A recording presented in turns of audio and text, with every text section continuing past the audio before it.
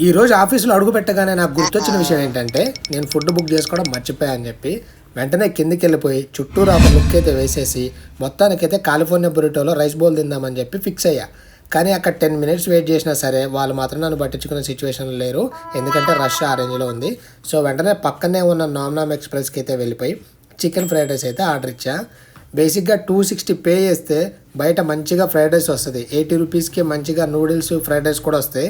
కానీ ఆకలిగా ఉంది కదా, మనం తీసుకునే డెసిషన్స్ మీద మన క్లారిటీ ఉండదు, రాంగ్ డెసిషన్ తీసేసుకున్నా. సో ఈ ఫ్రైడ్ రైస్ అయితే చూడడానికి చాలా కలర్ఫుల్గా మంచిగా వేడివేడిగా చూడడానికి అయితే చాలా బాగా అనిపించింది. ఓకే, టేస్ట్ కూడా బాగుంటుందని చెప్పి తినడం అయితే ట్రై చేసా. ఫస్ట్ కొంచెం తిన్నప్పుడు అయితే బాగానే ఉంది వేడివేడిగా ఆకలి మీద, తర్వాత అయితే దాని టేస్ట్ మనకు అసలు నచ్చట్లేదు. వాళ్ళు ఇచ్చిన ఈ చిల్లీ చట్నీతో ట్రై చేసా, ఓకే ఓకే అనిపించింది.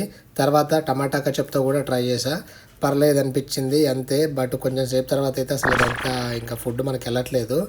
సో బేసిక్గా ఇలానే ఉంటుంది అనమాట.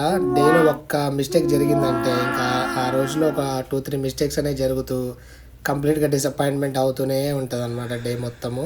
సో ఈ ఫుడ్ అయితే నేను ఫినిష్ చేయలేనని చెప్పి నాకు అర్థమైపోయింది.